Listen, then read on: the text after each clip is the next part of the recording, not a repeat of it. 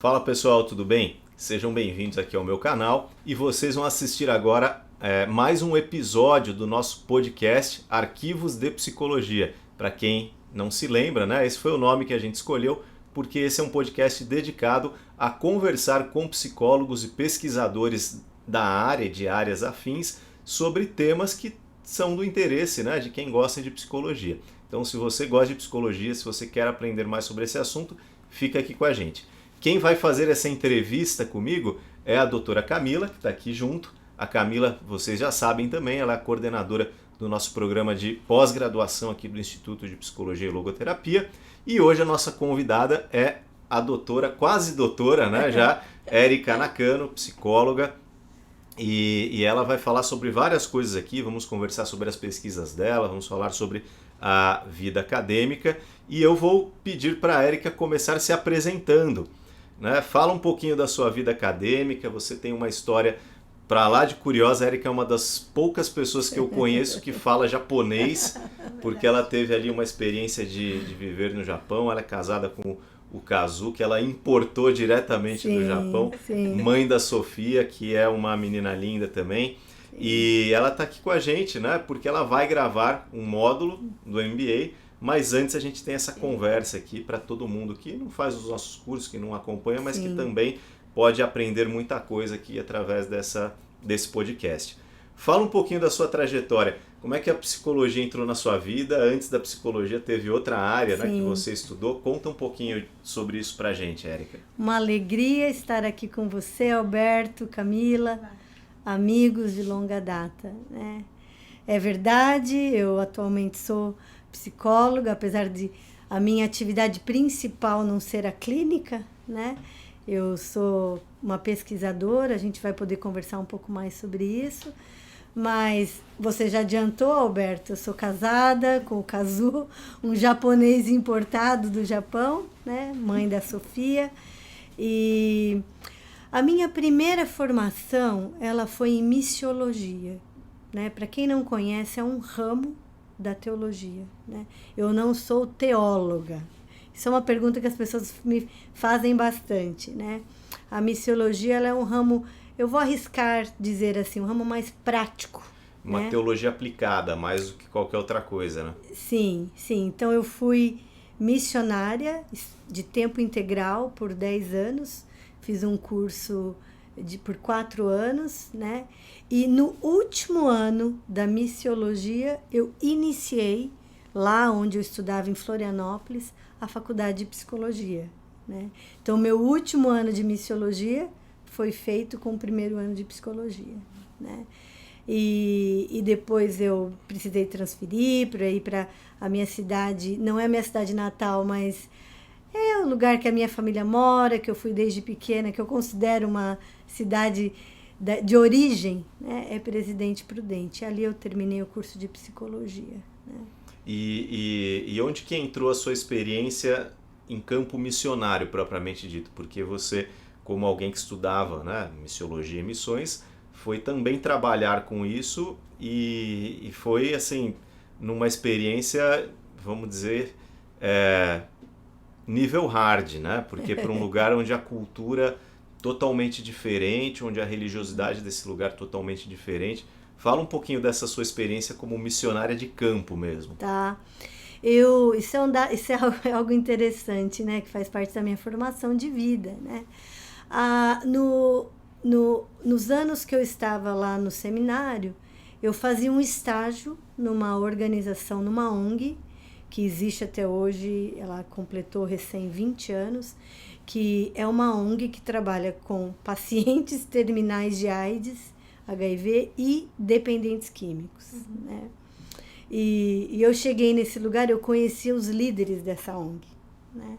E quando eu cheguei nesse lugar, eu fui para dar um oi para eles, que eu estava começando a estudar lá em Florianópolis, e eu me lembro como se fosse hoje.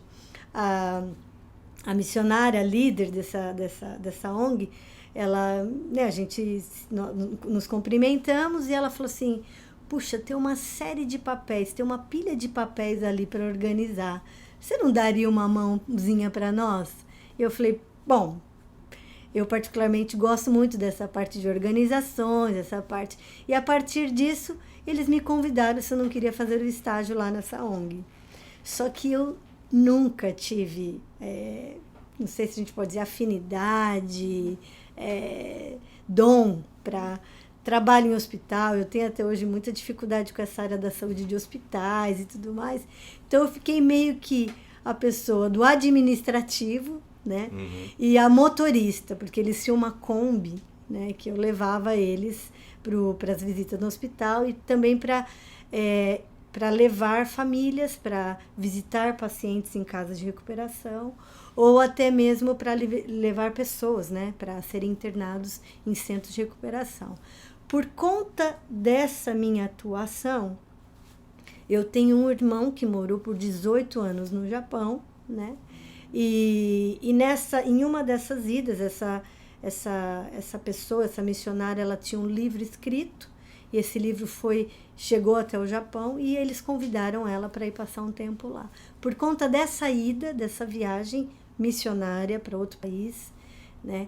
Como você colocou, o Japão é um país com um nível muito baixo de cristãos, com peculiaridades, mas com uma comunidade muito grande de brasileiros lá, né? Então, com essa ida lá, eu daí conheci o meu esposo, enfim, a história é longa, nós podemos falar depois, e depois nós fomos morar e ficar um tempo lá, né?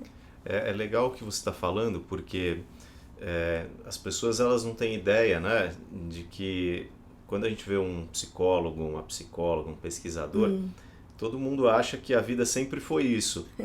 Mas a psicologia, ela é uma dessas áreas que a gente consegue migrar para ela a qualquer momento da vida. Eu sempre falo isso. Então, independente da carreira prévia que você teve, e essas experiências sempre acrescentam depois para a nossa formação como psicólogo.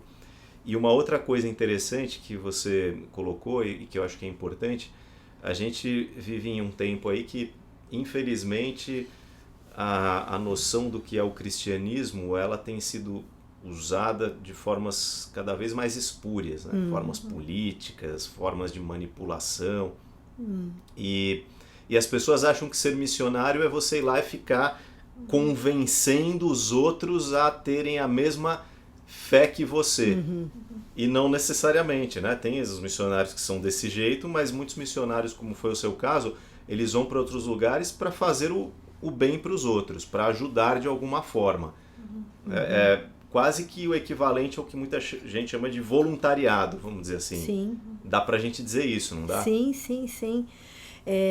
Com o trabalho, veja bem, o trabalho com dependentes químicos, com pacientes de AIDS, eu estou me lembrando agora de uma situação, né? De um paciente de AIDS que ele tinha tido alta e ele tinha até se convertido ao cristianismo e tudo mais, né? E ele tinha um desejo muito forte de escrever um livro, mas ele não entendia nada de computador. Eu estou falando isso no ano de 99, já faz um bom tempo, né? Não era assim o acesso a computador, a internet, que todos tinham. Nessa ONG mesmo era um computador só que existia, né? Então, naquele período, ele ia, eu não me lembro se algumas vezes, algumas manhãs, eu acho que não eram todas as manhãs, por um tempo específico, ele iria, sentava do meu lado, ele soletrava e eu digitava o livro dele. Né? Esse paciente ele veio a falecer, mas o livro foi publicado. Né? Então, é uma maneira de você estar numa atuação, né? De você estar agindo, como você falou, um voluntariado, propagando vida. Né? Porque muita gente fala assim, eu queria fazer um voluntariado. E daí vê que a maior parte dos programas de voluntariado, eles são associados a instituições religiosas. Aí a pessoa fica com aquele receio, mas eu não sou da religião tal, eu vou lá participar. Pode ir tranquilo, não é? Tanto é que esses programas, você não precisa ser da religião, você vai lá para fazer alguma coisa, para ajudar a construir uma casa, para ajudar a ensinar alguma coisa. Os profissionais de saúde, então, vão fazer as mais diferentes especialidades, praticar isso aí em comunidades carentes, tanto ao redor do Brasil como no mundo inteiro. Então, a pessoa que ela tem esse desejo pode ir tranquila, né? Ela não precisa ir lá para ficar catequizando os outros. Sim. Ela vai para ajudar, para fazer o bem de alguma forma.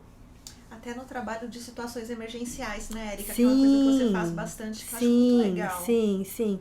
Muito legal você ter tocado nesse assunto, porque eu tenho uma experiência interessante, né? Nós estamos vendo agora nesses dias essa situação em Petrópolis e tragicamente ontem, acho que segunda-feira novamente, né?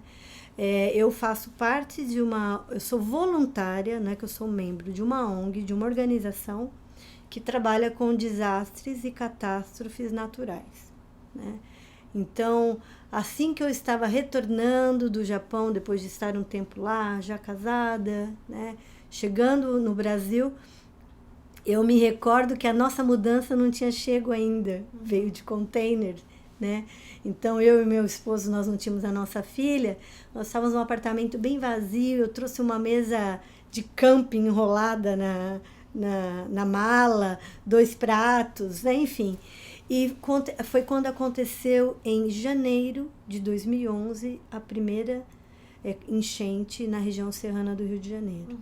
Até então, nós tínhamos nesse período o envolvimento com essa ONG, um envolvimento mais financeiro, se assim eu posso dizer. E quando eles começaram a pedir psicólogos para ir, eu me voluntariei. Aquilo mexeu muito comigo, né? Eu já não estava atuando especificamente como missionária, mas aquilo eu olhei a nossa casa assim tão vazia, com os móveis ainda para chegar, e imagina quem tem isso e já perdeu tudo, né? Então eu fui juntamente com um grupo de voluntários com essa ONG que se chama Rede SOS Global. Okay. Ela é ligada a uma missão cristã evangélica que se chama AME, A-M-E, né, que tem muitos trabalhos na Ásia, enfim, conhecida por muitos no Brasil. E nós chegamos lá, e a minha primeira vez, você precisa de algumas orientações, inclusive de vestimenta. E, por exemplo, algo que é imprescindível são botas, galochas, né? Então, nós estávamos numa equipe, a equipe que eu fiz parte, ela era uma equipe que existiam psicólogos, engenheiros, enfermeiros, nutricionistas. Nós estávamos em 12 a 15 na equipe que eu estava, né? E nós estávamos indo com enxada, com pá, para limpar as casas. E nós passamos em frente de uma igreja evangélica e as pessoas, um grupo com muita boa vontade, com muito desejo de ajudar, eles estavam orando e se reunindo para ir entregar Bíblias. Ok. Né? Eu não estou dizendo que entregar Bíblia ou esse tipo de evangelismo como você trouxe, a partir de uma perspectiva cristã, não tem o seu lugar. A questão é momento para isso? Né? Sim. O que a pessoa ia fazer com uma Bíblia naquela hora, naquele momento? Antes de poder, ela não tinha nem onde sentar para ler uma Bíblia, vamos dizer assim. E nesse dia em específico, é um trabalho muito de formiguinha. Nós passamos em frente de uma casa que estava os pais e os filhos, os pais assim, uma faixa de uns 60, 65 anos, já idosos, e os filhos, assim, casados, ajudando, porque a defesa civil, o exército vai para tirar lama, ajudar a tirar lama, mas demora, tem toda uma sequência, então nós nos oferecemos. Vocês gostariam que nós ajudássemos vocês? E nós ficamos nessa casa por 3 dias, sem nem citarmos que nós éramos cristãos num primeiro momento. Né? Então nós ajudamos e ficamos amigos dele, voltamos no outro dia. E eles não sabiam que eu era psicóloga, existia uma outra psicóloga, né? A ideia ali era a gente nos darmos as nossas vidas em ajuda, em serviço para eles, né? E é interessante, porque isso surge muitos questionamentos. Mas quem são vocês? Né? Por exemplo, uma pergunta, porque eu tive depois outras atuações, a gente pode até falar, uma pergunta assim que vem, mas quem custeia vocês para vir aqui? Quando eles começam a perceber que não existe essas segundas, terceiras intenções de catequizar, né? É interessante como as pessoas vão se desarmando. Que é um voluntariado mesmo, não é? E no final, a gente vê qual que é a religião que não ensina isso, que a gente deve fazer o bem para os outros. Não existe. Toda religião pressupõe isso, né? Que a gente deve fazer algo por alguém sempre que possível. Sim. E E aquela coisa, né? Muitas pessoas na religião fazem, às vezes, esperando, né? Com uma finalidade, com uma intencionalidade, sendo que nas mais diferentes tradições religiosas, o objetivo ao fazer o bem para alguém é o bem em si mesmo. Não é a recompensa no final. Algumas pessoas confundem, né? Acham que é para recompensa, mas não é. Na essência, é isso daí mesmo. E em que outras, você estava mencionando, em que outras tragédias aí você atuou? Aí já posteriormente também com a formação de psicóloga, né? Então com um olhar diferente só de alguém que está lá para dar o apoio material, né? Mas que também consegue cuidar de outras coisas. Sim. E quais foram essas experiências? Qual que te chamou mais atenção, te marcou mais e por quê? Você citou agora há pouco de que quando a gente até transita de carreiras, de atuações, né? Eu tenho ouvido, né? Eu tenho escutado na minha vida que quando a gente fala a palavra formação, a gente acha que a nossa formação, erroneamente, às vezes, a gente associa com a nossa formação acadêmica exclusivamente, ou com a nossa faculdade. Qual a sua formação? Claro que a gente não vai ter tempo para explicar, né? Mas para mim, a minha formação, ela não é só a faculdade que eu fiz A, B, C, o curso, né? E eu tenho percebido que a nossa formação de vida, às vezes, é uma ferramenta que a gente aprendeu, que parece que não tem nada a ver, né? É algo que faz tanta diferença. Por que eu estou falando isso? Naquele mesmo ano, em março de 2011, aconteceu o tsunami no Japão. Nós já estávamos aqui, chegamos em novembro, 4, 5 meses, e essa ONG, ela solicitou voluntários, mas aí tinha uma especificação. Pessoas que conhecessem um pouquinho da cultura e, se possível, que falassem o idioma japonês. Sim. Porque vocês... Quer dizer, é uma especificação muito particular, né? Algo que eu nunca imaginei, né? Os 2 anos que nós moramos no Japão, eu me dediquei exaustivamente ao estudo, né? Até interessante essas... Às vezes nós olhamos algumas coisas como umas interrupções, mas são pausas, né? Pensa que eu me formei em psicologia no mês de julho, né? E...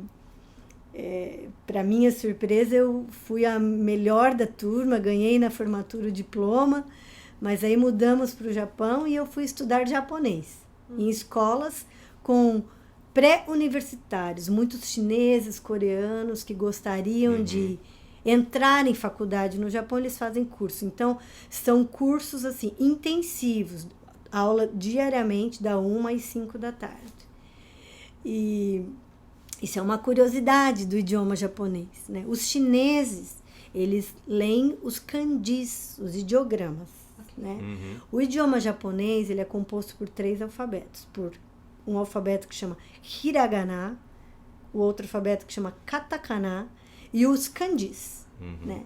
Então, os chineses, eles chegam no Japão, por mais que eles não conseguem falar, eles sabem o significado das coisas. Né? Então, numa prova, nós tínhamos prova semanalmente às sextas-feiras. Né? Numa prova, ele olhava, igual a gente vê, aquele ideograma que você vê e você sabe que é amor, aquilo que significa. Talvez em japonês essa palavra seria ai, por exemplo. Para o chinês eu vou inventar, porque eu não sei. A pronúncia de amor é, sei lá, blá, blá, blá, né? Ele não vai saber dizer a palavra ai, como fala em japonês, mas ele vai saber, opa, isso é amor. Então, eles fazem prova muito rápido. Os coreanos não têm nenhuma desses alfabetos. Mas a estrutura da frase é muito parecida com a japonesa. É como nós e a língua espanhola. As palavras mudam, mas nós sabemos a ordem. Então, a parte de gramática, nesse período, eu estava numa escola de 3 andares, que eu era a única ocidental. Nossa, não é nem a única brasileira, né? É a única ocidental. Então, as provas, eu saí de um lugar eu fui a melhor da turma para ir para um lugar que eu era a pior. A professora sabia, né? Fazia a prova, terminava, ela batia assim, fica tranquilo, tudo bem, né? Você vai ficar muito tempo aqui, E você não se preocupe em passar de ano, fica tranquilo. E depois, anos depois, nessa atuação, é claro, eu não sou fluente em japonês, em casa a gente atualmente fala português, né? O caso, a quarta língua dele é português, né?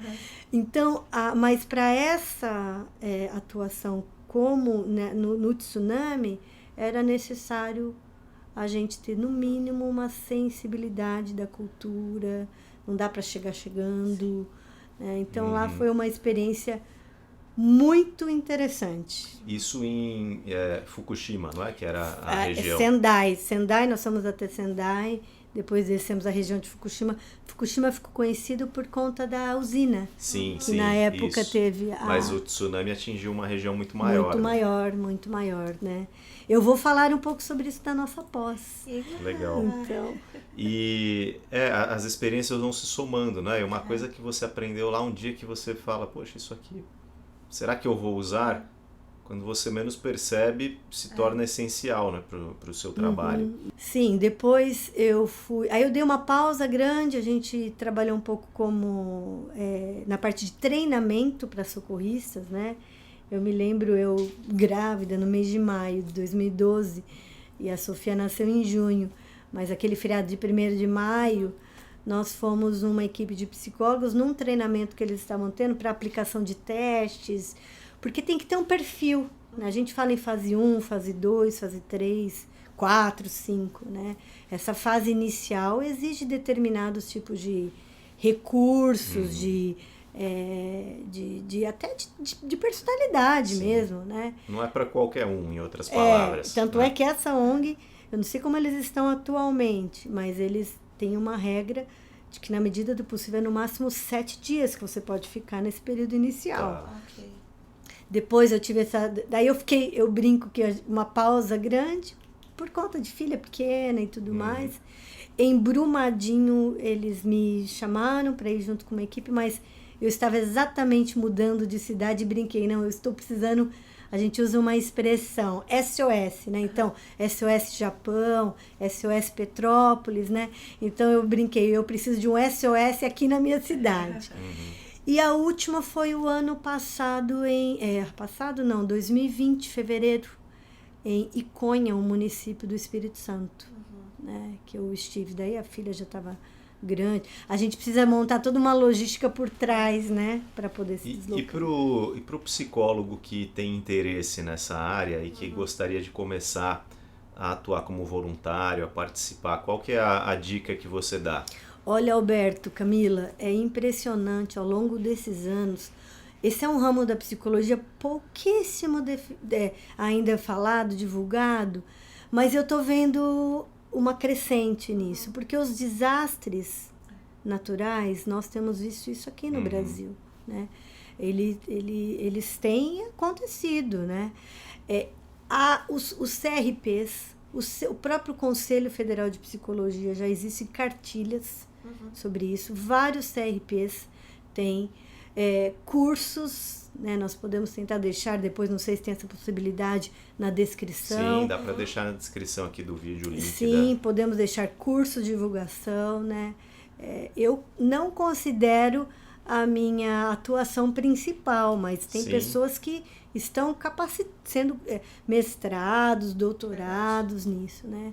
Eu sei que na PUC aqui em São Paulo tem um pessoal muito forte, ligados ao Einstein, né? Então, eu acho que, primeira coisa, eu acho que é necessário um trânsito da nossa formação psicológica, que ela é muito clínica, ela até chega em áreas organizacionais, né? A gente vê a psicologia da saúde, psicologia social, comunitária, a gente tem uns eixos que são mais abordados, né? Existe algumas áreas que ficam um pouco na periferia, né? Mas que a gente vê que tem alcançado o seu lugar. Psicologia do esporte e a psicologia dos desastres, ela é uma área que ela tem crescido. Eu tenho tido a alegria de, nos últimos 2 anos, a faculdade que eu me formei, me convidar para ir falar sobre psicologia dos desastres. E uma dica para quem é estudante, né? Porque às vezes a pessoa fala, poxa, mas eu sou estudante, eu não quero esperar eu me formar. Tanto você pode se unir a programas de voluntariado, porque aí você já vai, independente de ser um desastre, só de você ir para um lugar que a condição de vulnerabilidade daquela população já é muito grande, você já começa a se familiarizar com isso. E também as formações de acompanhante terapêutico, que são coisas que você nem precisa ser psicólogo, pode ser de outras áreas, pode ser estudante de outras áreas, e você vai aprendendo também a lidar muitas vezes com aquelas pessoas que estão numa situação de crise, que estão numa situação mais vulneráveis, mais fragilizadas, e isso você consegue levar depois dessa experiência. São muitos caminhos aí, acho, para quem gosta, né, do assunto e se sente vocacionado, porque no final das contas é uma vocação também, né? Sim. Eu estou lembrando que em Brumadinho não eram muitos psicólogos que essa ONG estava chamando.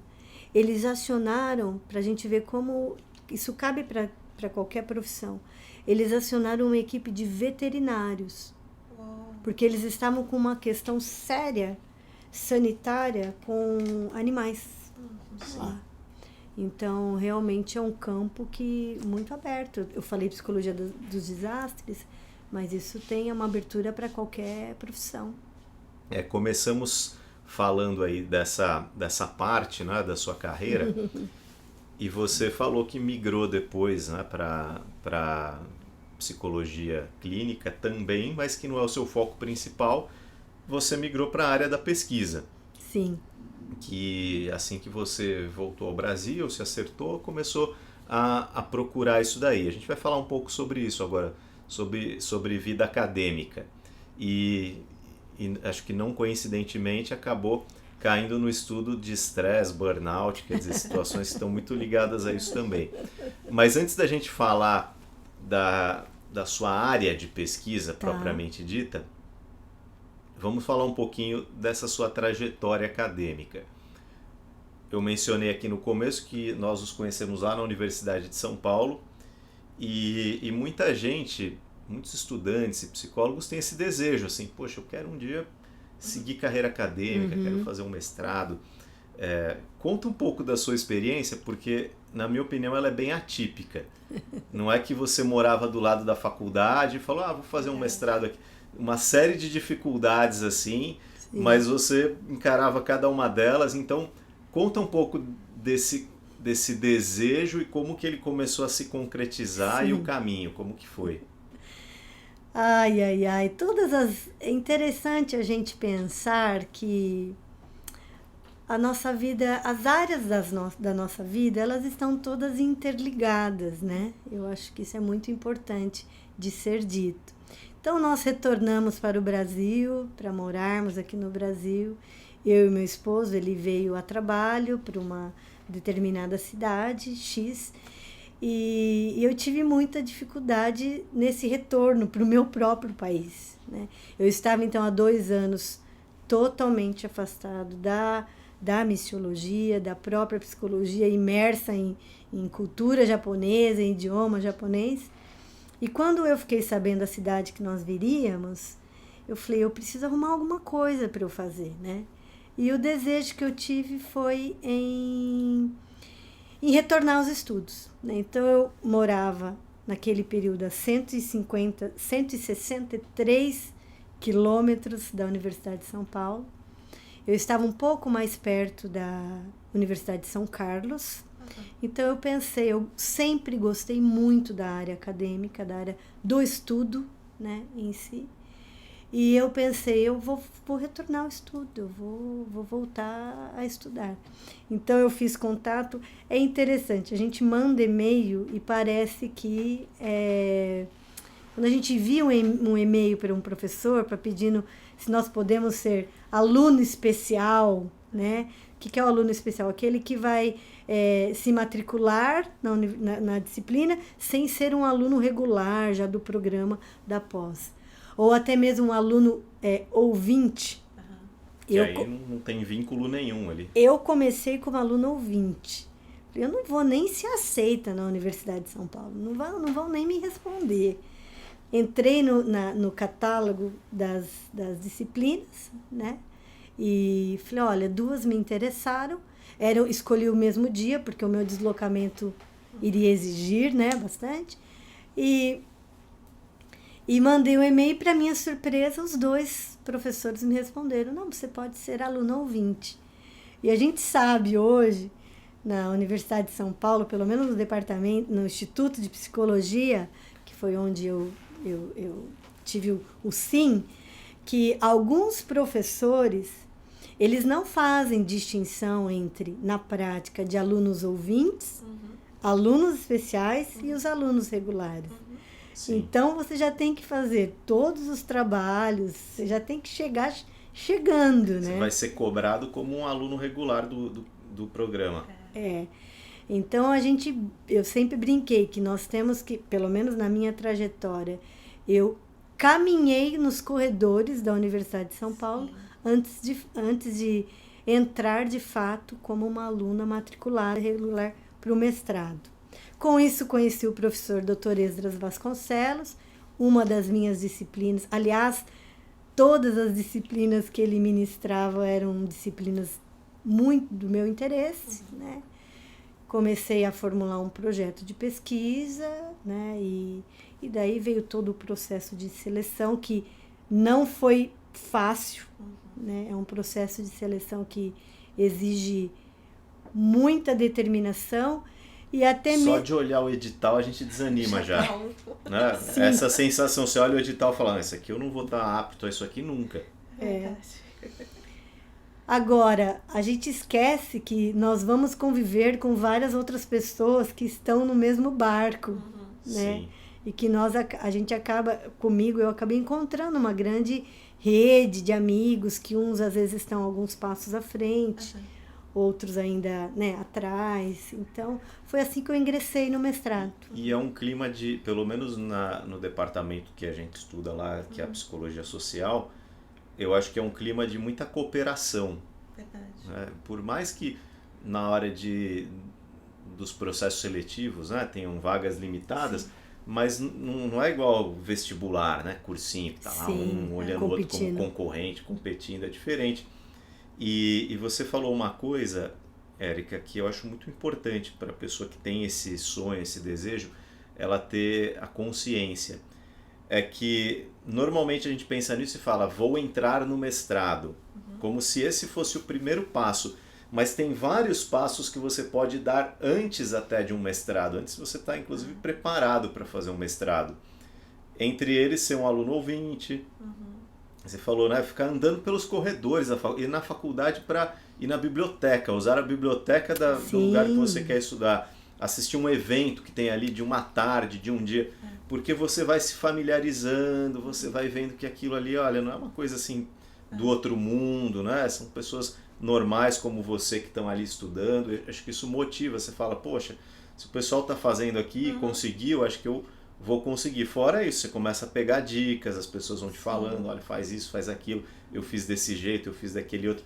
Aí quando chega o momento de um processo seletivo, você está muito mais bem preparado do que caso você simplesmente pegasse o edital, se inscrevesse, fosse lá e fizesse do nada, né? Não sei se a Camila também, a experiência dela, eu sei que é parecida também. Esse percurso, né, que eu ia citar agora, que a Érica fez, entrar no site, ver as disciplinas, ver o que bate de horário, ter a coragem de mandar o e-mail. A gente conversou um pouco disso no meu podcast aqui, né? O Alberto me perguntou a respeito disso e a gente estava falando desse assunto, que a gente acha que mandar o e-mail pro professor é uma coisa distante, né? Que ele não vai responder pra gente, que é uma coisa super de outro mundo, e eles respondem, né, os nossos e-mails, eles autorizam que a gente faça parte das disciplinas. Então, acho que essa coragem de você olhar, e na Universidade de São Paulo, que é onde a gente conhece um pouco melhor, a gente não precisa ficar só na psicologia, a gente tem esse trânsito, né, de fazer disciplina na psiquiatria, de fazer disciplina na história, saúde pública,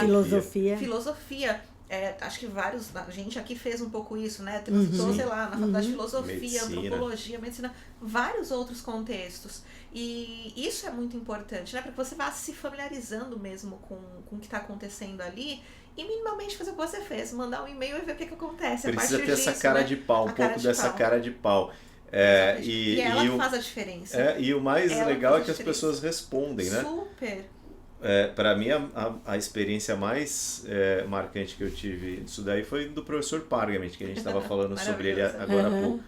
Poxa, o cara, eu acho que ele é tipo um dos maiores nomes, não é da psicologia da saúde, da religião, é da psicologia contemporânea, uma das pessoas mais importantes e tal. Com certeza. E um belo dia eu mando um e-mail lá para ele, na maior cara de pau, para convidá-lo para um evento aqui no Brasil.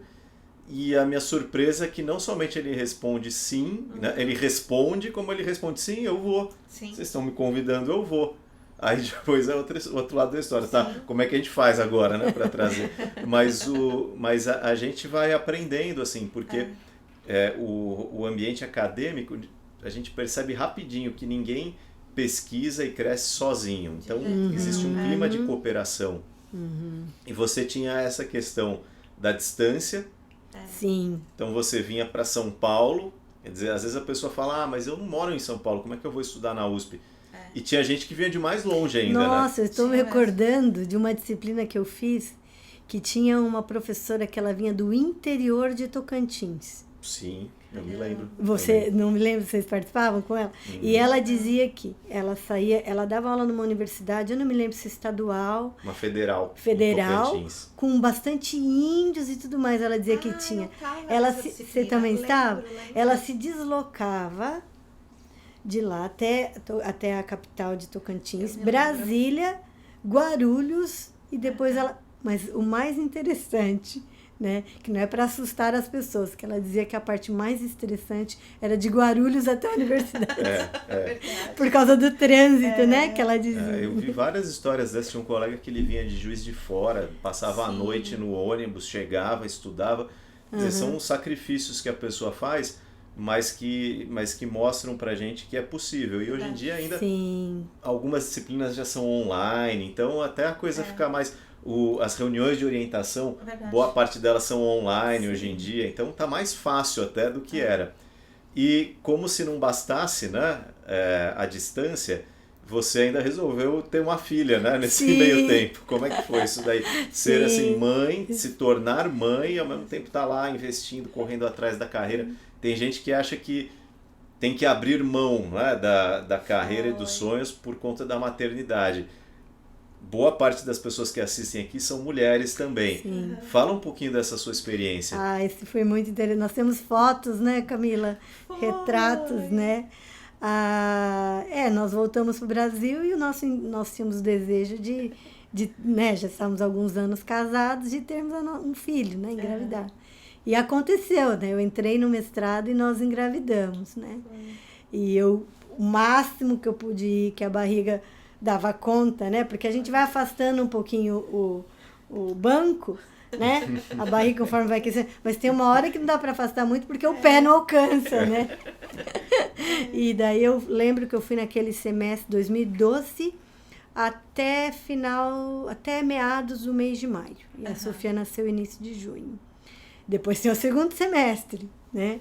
E eu amamentava ela, né? E aquela coisa de tentar, né, ao máximo, não dar leite em fórmula e tudo mais, mas existem vários meios que a gente pode armazenar leite e depois colocar na mamadeira, né? Eu contei muito com a ajuda da minha mãe. Sim. Eu normalmente eu vinha para São Paulo às quartas-feiras. Então ela chegava às terças-feiras, tinha um voo direto de Presidente Prudente a Piracicaba. Ela chegava normalmente às terças-feiras à noite. Aí eu vinha para São Paulo, ela ficava até a outra quarta, daí eu retornava para casa na quarta depois das aulas, ela voltava, e eu às vezes faltava uma aula. Sim, estrategicamente uma falta ali. Mas deu super certo, né? Muitas coisas a gente consegue fazer. Porque algo que a gente precisa dizer, eu acho, de um mestrado, isso vai se intensificando também no doutorado, é que diferentemente de uma graduação, o estudo ele é um pouco mais autônomo. Sim. Né? O estudo da pesquisa é diferente de uma graduação, seja ela qual for. O trabalho fora da sala de aula é muito maior do que na sala de aula. Então, se você consegue manter a disciplina do estudo em casa, né? Aquele acesso, não sei se vocês lembram, aquele acesso do VPN, que pelo menos a USP dava, nós conseguíamos acessar muitos artigos pela biblioteca fora, né? Então existem hoje com certeza ainda mais ferramentas. E a gente monta, né? Porque assim, nós 3 fizemos doutorado na Universidade de São Paulo. Nenhum de nós 3 teve o mesmo doutorado. Não. A gente trilha as disciplinas que a gente deseja, a gente faz, né? E é isso, essa carga, essa bagagem que a gente tem vai direcionando, não só pelos temas, pelo que a gente quer mesmo fazer, estudar, conhecer, das pessoas com quem a gente convive. E eu tô me lembrando da gente aqui em Brasília, né, Érica? Sim. Que foi... a gente já falou aqui em outros momentos, a gente tem aquele seminário de psicologia e senso religioso, que ele acontece de 2 em 2 anos, é um evento importante da área de psicologia da religião, e ele aconteceu em Brasília em 2013, se eu não me engano, que acho que foi isso, né? A Sofia 2012. Foi setembro, né, de 2012, foi isso. Então imagina, a Sofia nasceu no meio do ano, setembro a gente estava em Brasília pro evento, e eu me lembro da Érica lá, a Érico, Cazu, a Sofia, a Bebê, e a gente brincando entre a gente, que a gente falou, a primeira linha do Lattes da Sofia. Porque a Sofia bebezinha, participando de congresso já com a gente. Nós precisamos, lá. Camila, para essa viagem, fazer o RG dela com 4 meses. Para ela embarcar. Depois eu fiquei sabendo que nem precisaria, né? Porque os pais estavam juntos, mas ela tem o primeiro RG dessa viagem. E fora isso, Érica, você teve muita persistência também com o processo seletivo, não é? Sim. Porque muita gente é assim, vou fazer, aí se não dá certo, desiste, desanima. Você ainda teve que se esforçar ali um pouco a mais, porque na sua primeira tentativa estava tudo encaminhado, não é? E acabou não acontecendo. Fala um pouquinho dessa outra característica que é necessária. Nós estamos falando em perseverança, mas também até uma resiliência, a gente pode dizer, né? Eu estava nesse trânsito do idioma japonês para o idioma inglês, e uma das primeiras etapas do processo seletivo, eu não sei como é que está hoje, mas eu acho que não muda muito. Que sempre para o mestrado especificamente, sempre tem que ser um idioma e, em segundo lugar, uma prova de conhecimentos que existem lá, aquele edital grande, né? Umas 1000 páginas para você estudar e fazer a prova. E eu tinha uma dificuldade que essa prova, naquele período, era aplicada numa escola X aqui de São Paulo. Que essa escola X, ela fornecia um curso para essa prova, mas eu não tinha condição de vir 2 vezes por semana, né? Então, eu fazia inglês numa outra instituição na minha cidade, mas com um sistema de prova muito diferente. Então, por 2 anos, nessa prova, eu fiquei por uma questão. Você se preparou para uma prova diferente, vamos dizer assim, chegou na hora. Sim. Tanto é que o ano que eu entrei no mestrado, e é assim que ainda está até hoje, você pode ter outros certificados de proeficiência. Sim. Não necessariamente dessa instituição. E daí eu resolvi o meu problema, que eu fiz um outro, eu fiz na época acho que o TOEIC, né? E consegui uma qualificação e consegui entrar. E eu me recordo de uma situação de eu já participava de grupo com o meu futuro orientador, e de eu dizer, né, professor, nós estávamos num grupo assim, e eu não passei no inglês, né? E uma outra pessoa, né, que tem também umas coisas inapropriadas, né? Que a gente tem, não é um mar de rosas, né? Uma outra pessoa que nem tinha uma ligação tão direta virou para mim e falou: menina, isso é o mínimo que você precisa ter para estar aqui. E eu me lembro de aquelas coisas que a gente... Aquela palavra de encorajamento, né? Só que não. E eu me lembro de... que eu fiquei bem mal, né? Eu falei, puxa, mais um ano, né? E eu me lembro de uma certa ocasião de eu resolver googar o meu nome. Érica Feltrin Marques Nakano. Apareci em letra maiúscula. reprovada, porque era o edital. Apareceu o edital. Era o edital. Mas isto hoje, às vezes é interessante, né? Não desistir, não quero trazer um óculos cor-de-rosa, mas eu diria que para um processo de mestrado e até mesmo de doutorado, se você vem às vezes de uma instituição para outra, isso é muito importante, porque concomitantemente as disciplinas, o projeto em si de pesquisa, ele estava em andamento. Sim, Verdade. sim. Né?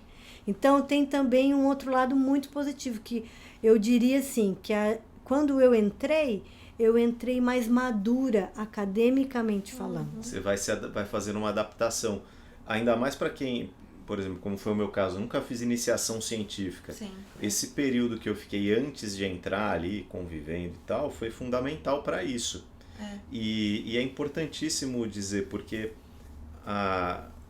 inclusive eu acho que a pessoa que ela não suporta essa fase inicial aí, ela também não suportaria, menos ainda um mestrado ou um doutorado, porque depois fica mais difícil, a cobrança aumenta, na verdade, Sim. depois que você entra. O mais difícil não é entrar, o mais difícil é fazer, é concluir, escrever uma dissertação, fazer uma pesquisa, escrever uma tese. Então, quer dizer, se você não tiver o ânimo suficiente nessa fase inicial, é melhor que você não comece mesmo, porque senão você ia entrar e ia se frustrar depois. Então, tudo isso faz parte, né? E a pessoa que ela quer muito, não importa se vai demorar 1 ano, 2, enquanto isso ela vai crescendo, amadurecendo como pesquisador, como profissional, e quando ela entrar ela vai aproveitar, porque de fato a gente cresce muito, né? E você já fazia parte de grupo de estudos mesmo antes de ter entrado como aluna, Sim, né, além Érica? isso é algo interessante também, pelo menos na psicologia, ali na USP, no nosso departamento. Existem vários grupos de estudos além das próprias disciplinas. Sim. Exatamente. Né?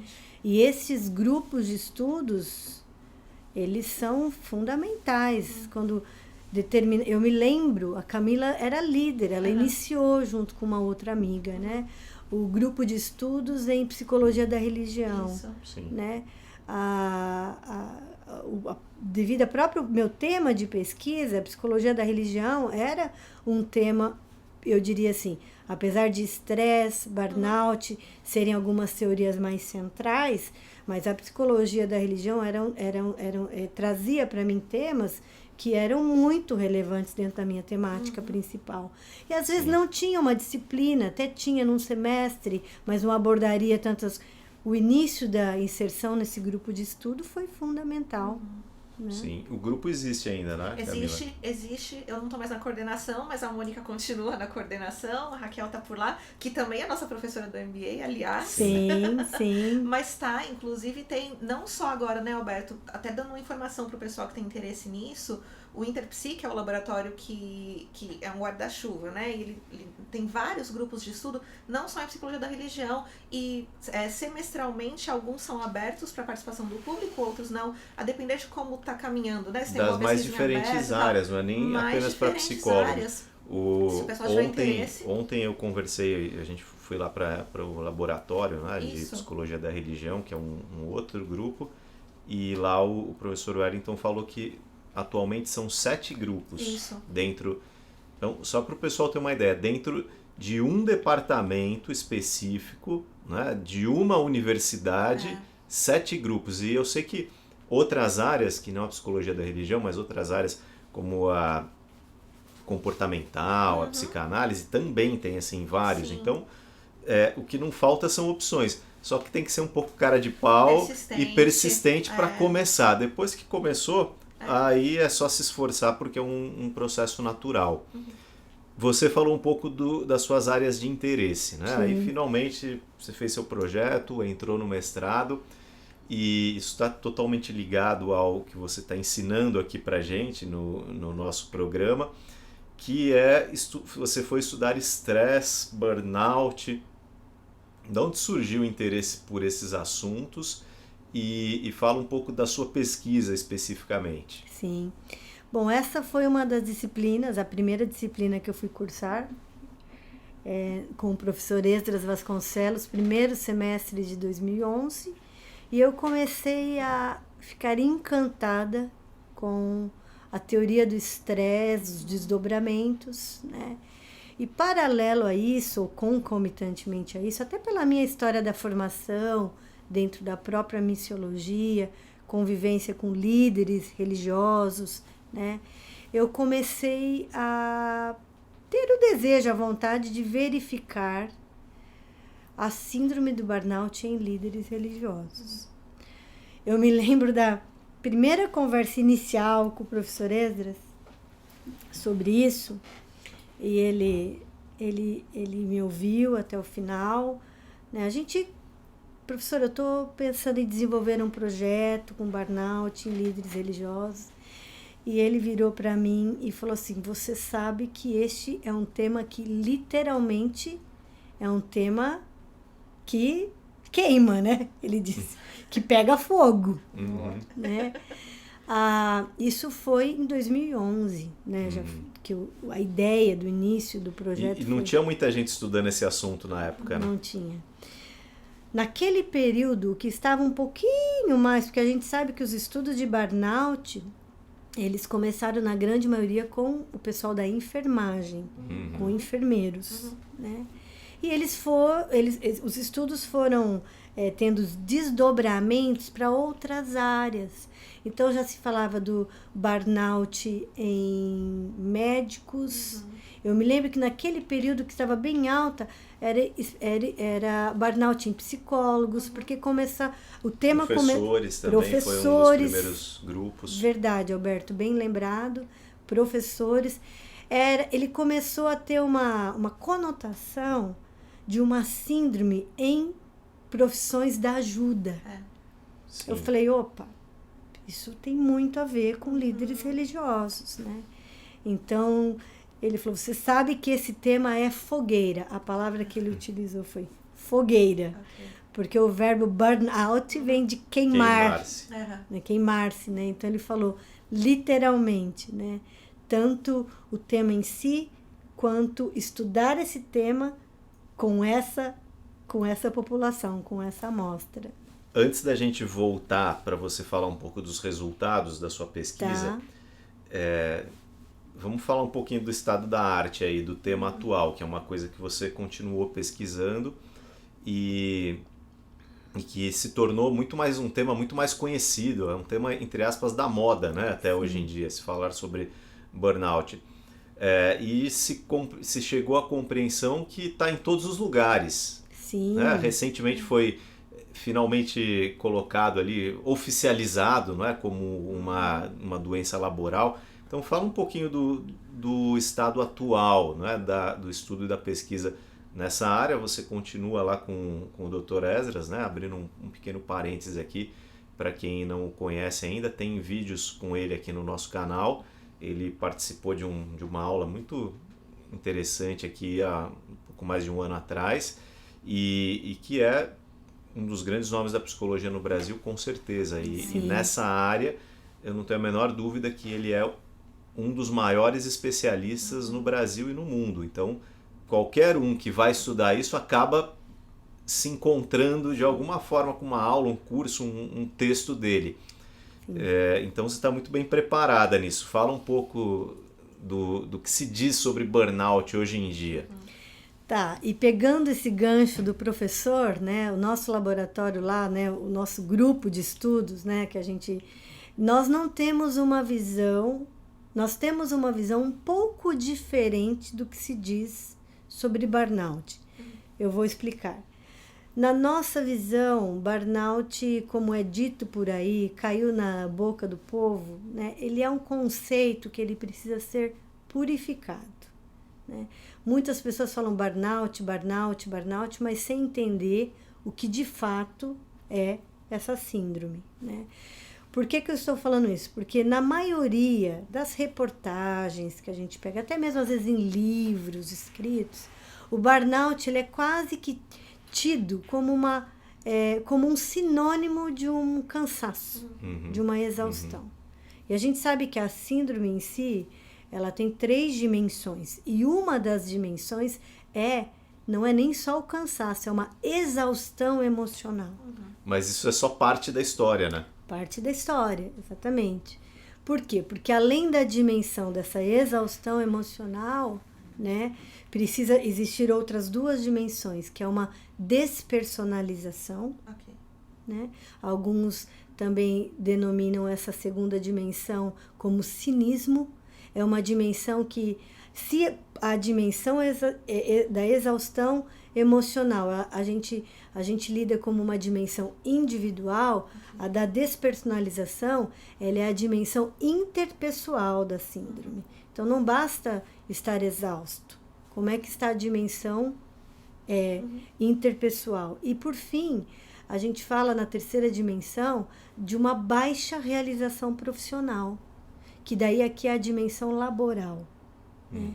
Agora, o que para nós, né, para o professor Esdras, para nós, a gente entende, é que o burnout ele não é especificamente uma síndrome, uma cronificação do estresse laboral. Tá? O que a gente percebe é que sim, ela está mais associada ao estresse ao trabalho, né? Por isso que entra muito essas questões de profissões. Mas a gente pode pensar em burnout de vida, né? Que às vezes vai existir uma baixa realização profissional, mas também um cinismo de vida, uma despersonalização. Uma crise existencial, por exemplo, muitas vezes a gente poderia dizer que é um burnout da vida. De maneira geral. E outras coisas. Então, já que não é só profissão, dá para falar do burnout de uma mãe, de uma esposa, de um marido, quer dizer... De um conflito religioso. Dentro das vivências religiosas, né? Um burnout de fé, vamos dizer assim. Sim. Dá para estender o termo para tudo isso. Sim. Eu acho que estou tentando pensar num termo, porque... Talvez a palavra profissão não é uma palavra adequada, mas algo mais ligado à vocação ou aos nossos papéis, que em muitas situações, sim, está relacionada com a profissão e com o trabalho.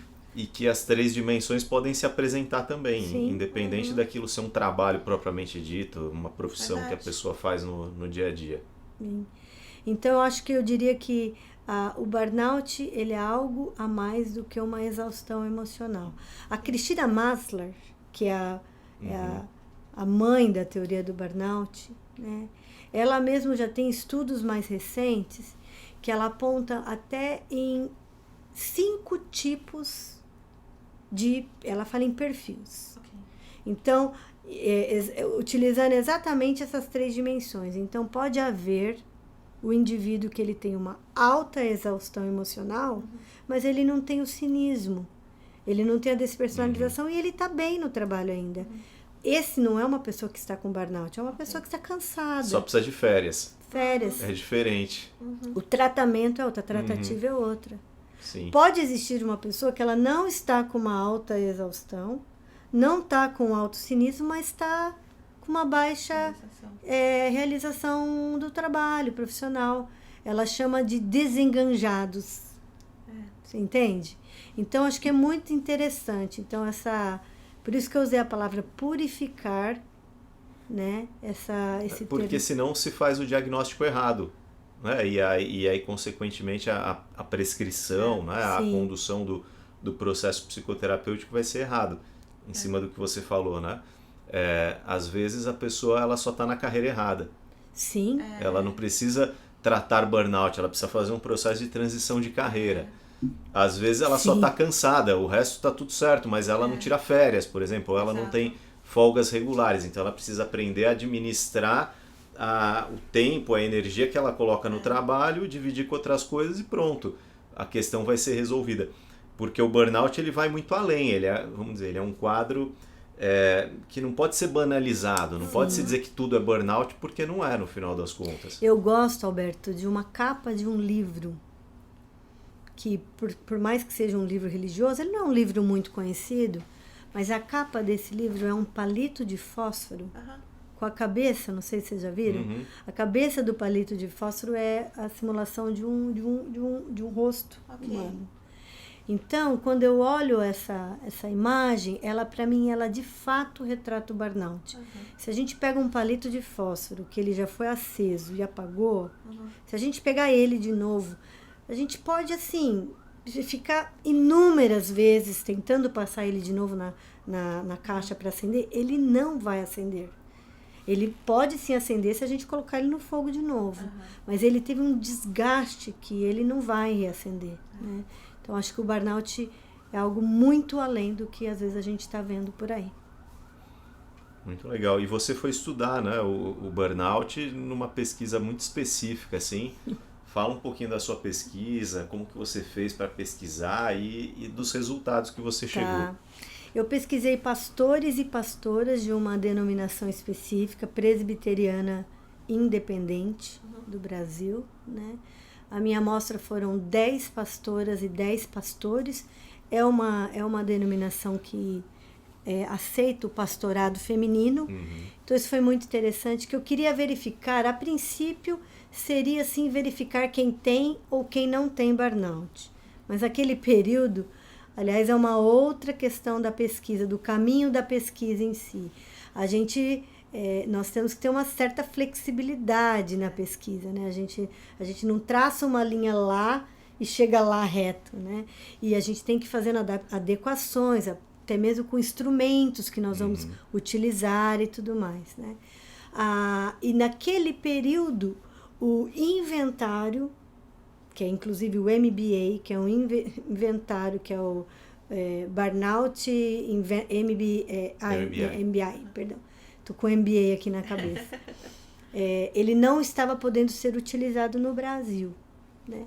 Então, na banca de qualificação, nós tínhamos ido com algumas perguntas abertas, e o professor Geraldo Paiva, ele falou algo muito interessante. Ele falou assim, eu acho que pode ser uma inovação até, vocês irem tentar ver burnout sem aplicar nenhum inventário e sem nem citar nenhuma dessas dimensões de cara, assim, né?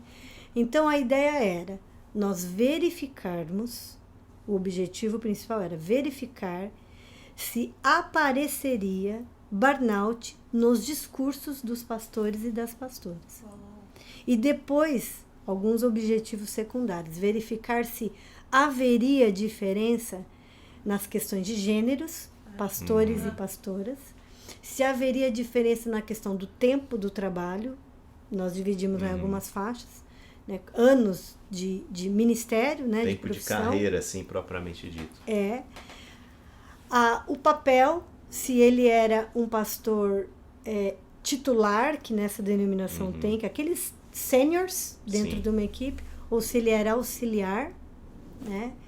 E também se ele trabalhasse sozinho ou numa equipe. Então, eram esses 4 objetivos, né? E foi muito interessante, porque nossa estratégia foi em nós apresentarmos um estudo de casos, não chegarmos já perguntando. Né? Eu falo que eu considero essa cereja do bolo da minha pesquisa de mestrado. Ao invés de eu chegar com... Porque, de maneira geral, líderes, eles estão acostumados a falar, né? Mas não estão acostumados a falar de si mesmo, né? Deles. Menos ainda das suas dificuldades, das suas fragilidades. Sim. Então, eu apresentava um caso hipotético, que dentro deste caso continha as 3 dimensões do burnout, sem utilizar as palavras. Né? E foi muito interessante, porque quando eles comentavam, assim, vários, em determinado momento da entrevista, eles falavam assim, mas espera aí, eu tenho que falar só do J era o nome hipotético do ou personagem. eu posso falar de mim também. Né? Sim. Então, se tornou quase que um método projetivo, sim, né, de pesquisa. Uma técnica projetiva. Sim. A partir disso, claro, tem todo um método que nós utilizamos de uma análise de discurso e tudo mais. Nós identificamos algumas categorias, né? a categoria que a gente mais percebeu foi 95% deles com uma vontade de desistir, de abandonar mesmo. E apareceram outras também, uma autocobrança muito elevada, não apenas uma cobrança que também apareceu por parte de terceiros, uma cobrança com eles e com a família também, né? Autocobrança apareceu um isolamento, uma necessidade de isolamento, né? Apareceu, estou aqui tentando lembrar, né, na hora que a gente vai falando. Então, apareceram essas categorias, né? Solidão apareceu, né? Nós não observamos muitas diferenças significativas, e essas categorias que surgiram, nós categorizamos elas em macro categorias, cada uma relacionadas às síndromes do burnout. Então foi interessante, porque de todas as categorias dos discursos que nós observamos, todas elas tinham alguma ligação com cada uma das dimensões do burnout, né? E depois teve algumas diferenciações com gênero, mas nada muito gritante, assim. Você descreveu aí o método, e isso acho que uma grande contribuição, porque a gente vive num momento onde a pesquisa quantitativa em psicologia, ela tem ganhado assim uma primazia, né? E em alguns casos até sendo erroneamente apresentado como o único método ou como o único método eficiente de pesquisa. E aí vem toda aquela discussão que a gente já falou aqui no canal, tem vídeos, já conversamos, sempre a gente cai um pouquinho nesse assunto da psicologia baseada em evidências, que muita gente acha que você só consegue evidência através de métodos quantitativos, e você usa um método que ele é quali-quanti, porque ele analisa o discurso e depois ele vai encontrar métricas ali também para fazer uma análise um pouco mais precisa. E em outras palavras, tem formas ainda na psicologia de continuar fazendo pesquisa sem necessariamente ficar só usando inventário, formulário, questionários, né? Mas ouvindo as pessoas, conversando com as pessoas, que aí a gente está voltando para o método, talvez um dos primeiros, né? Que grandes teorias psicológicas foram feitas baseadas nesse tipo de método, ouvindo e chegando a conclusões ali a partir da escuta. Dá para fazer, né? E explica um pouquinho aí o nome. Eu posso dizer para vocês porque eu dei um Ctrl+C, Ctrl+V no método da Érica e do professor Esdras para minha pesquisa de doutorado, que foi depois. Usei o mesmo método verdade. E também foi super legal. Mas fala um pouquinho e diz aí o nome dos criadores desse método, como que se faz para aprender, porque é uma alternativa a mais para quem está nessa área e não está tão satisfeito assim em só ficar botando as coisas lá numa planilha de Excel no final. A Camila adora, né? Mas nem todos nós adoramos isso. Então você não está satisfeito só com isso, aqui é um outro método. Fala desse método, Érica. Ele é um método que se chama discurso do sujeito coletivo, né? Ele foi desenvolvido por professores da Universidade de São Paulo. Ele é um método nosso, né? Não foi na psicologia, acho que foi na saúde. O professor Lefebvre. Né? Ele e a esposa Lefebvre também, né? Então a gente sempre vê Lefebvre e Lefebvre. Porque é o marido e a mulher, os dois que pesquisaram. E ele é um método, assim, existem vários métodos qualitativos de análise de discurso. Isso é uma primeira, algo que nós precisamos dizer. Esse método, ao meu ver, ele tem um diferencial. Qual é o diferencial? Nós partimos dos discursos individuais, extraímos as expressões-chave, tem toda uma metodologia, não é? Às vezes as pessoas acham que porque é qualitativo é coisa da nossa cabeça. Existe toda uma metodologia que um rigor metodológico, né? Então você extrai expressões-chave. A partir dessas expressões-chave surgem categorias. Algo que também dá para a gente verificar é se existem algumas ancoragens. O que é a ancoragem? Eu vou dar o exemplo dessa amostra que eram pastores e pastoras. Às vezes, ancoragens são teorias que elas vêm como base daquilo que a pessoa está falando. Para esse pessoal, muitos textos bíblicos ancoravam o discurso deles. Então, nós também identificamos as ancoragens. E, para mim, o grande diferencial desse método... Até aí, vários métodos fazem coisas parecidas. O diferencial é que o resultado, ele não vai vir com números, ele não vai vir só, categoria tal, tal, tal. Através dessas categorias, surgem os discursos coletivos. O que é um discurso coletivo? Então, eu vou dar um exemplo. Um discurso coletivo que na minha pesquisa surgiu de autocobrança. Né? Eu não me lembro exatamente o número, mas de 20 pessoas entrevistadas, 14 apareceram a categoria autocobrança. O discurso coletivo que surge, você lê, Camila e Alberto, parece que você está lendo o discurso de uma pessoa, mas ali está implícito ali frases, expressões desses 14 indivíduos.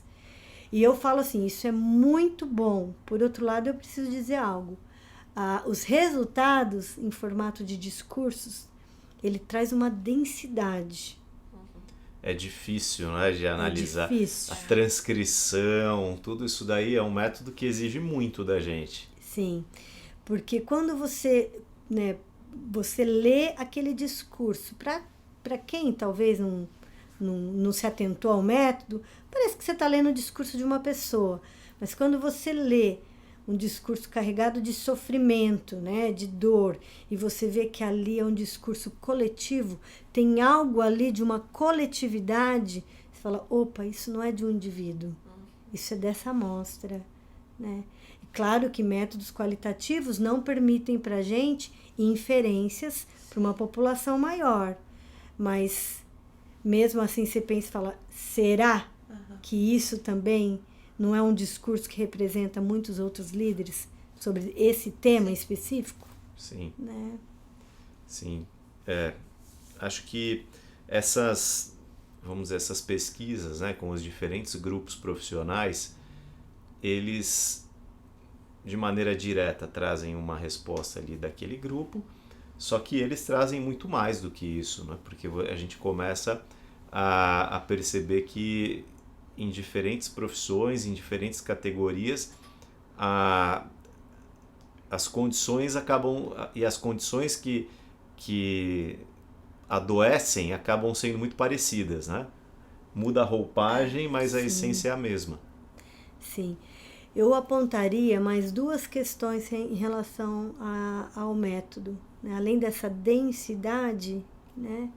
Esse método, ele também proporciona que a gente tem esse intercâmbio entre essas profissões, como você está dizendo, né? Eu acho isso... é um método denso, né? A gente fica com os discursos na cabeça, depois as frases, elas retornam para nós. Ele é desafiador para psicólogo, porque nós psicólogos, nós somos treinados a interpretar discursos. Sim. E esse método não é uma interpretação, é uma análise do discurso. Sim. Acho que esse é um ponto que a gente tem que levar muito em consideração. Muito bom. E nisso você acabou tomando como objeto de pesquisa um grupo religioso com o qual você tem familiaridade. Eu quero entrar um pouco nesse assunto, que é a questão tanto da pesquisa das religiões como da vida religiosa de alguém que está na academia. Muitas pessoas que acompanham aqui já sabem, né, que eu também tive uma carreira religiosa antes da psicologia e que tenho isso como uma questão particular de fé, embora não fique falando muito sobre isso aqui, mas não é segredo para ninguém. E coincidentemente, lá na Universidade de São Paulo, a gente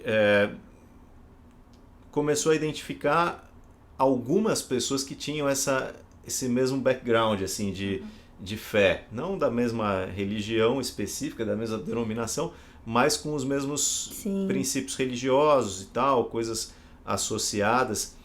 E muita gente, né? Não é que tem um ou outro, muitas pessoas ali religiosas, cada um na sua ali, mas que estão estudando academicamente. Tem gente que acha que isso atrapalha. Então, que se eu vou ser um cientista, né, alguém que está na vida acadêmica, eu não posso mais ter uma religião. E que se eu tenho uma religião e for cientista, isso fatalmente vai atrapalhar a minha carreira científica.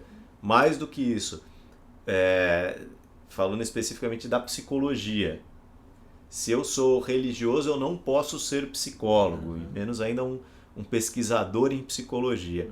Você já ouviu esse tipo de coisa? E como que foi na sua experiência, na prática, né, lidar com isso daí? Olha, Alberto, a Camila poderia também falar muito sobre isso. Sim, a Camila pode falar também. Acho que nós três passamos por situações parecidas nesse caso. Eu escutei pessoas assim muito bem intencionadas, mais no ambiente religioso, me alertando, olha, cuidado, você vai para um ambiente muito hostil, você vai para um ambiente muito fechado às questões religiosas, você vai num ambiente que até persegue, no meu caso, devido ao meu background, persegue cristãos e tudo mais.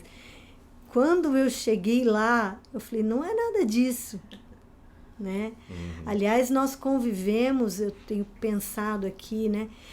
Nós convivemos em grupos de estudo com as pessoas das mais variadas religiões. Sim. Ou não religiões. Né? Eu acho que, ao contrário do que muitos acham, que a academia é um lugar só para não religiosos, eu fico surpresa. Tem abertura para religiosos, tem abertura para quaisquer que sejam os religiosos, e tem abertura para temas religiosos. Sim. Né? E também a gente acaba encontrando pares, né? Pessoas que a gente tem mais intersecção temática, né? Com teórica e tudo mais. Mas no ambiente acadêmico, eu pessoalmente, em 11 anos que eu estou lá dentro da Universidade de São Paulo, eu nunca recebi nenhum tipo de impedimento, mas no ambiente religioso... Já aconteceu? Sim. No ambiente religioso, sim. Eu falo que é muito mais fácil a gente ficar com 2 pés num lugar só do que a gente transitar com... Sim. Eu nem vou dizer com um pé aqui e um pé lá. Não, um trânsito com os 2 pés no ambiente religioso e com os 2 pés no ambiente acadêmico, né? Essa é a minha experiência. Sim. Eu acho que a gente tem sentido isso na pele, e é importante compartilhar, porque tem todo um discurso hoje em dia, né, que fala essa mesma coisa que você falou, acho que é talvez até mais forte, né, e diz lá para o jovem que é religioso o seguinte: olha, não vá para a vida acadêmica, não abrace a ciência, porque fatalmente você vai ter que abrir mão das suas crenças, da sua fé, para poder seguir essa carreira. E a verdade é que você acreditar ou não tem nada a ver com você ser cientista ou não, são 2 coisas separadas, e nada a ver com ser psicólogo ou não. Vai de você saber administrar isso. Lá na USP, por exemplo, eu na época, por muito tempo, enquanto eu estudei, era pastor, tinha padre, freiras, pessoas de outras denominações e assim, participantes e tal. Então tem de tudo, e também indivíduos não religiosos, sem crença, ateus, tem de tudo.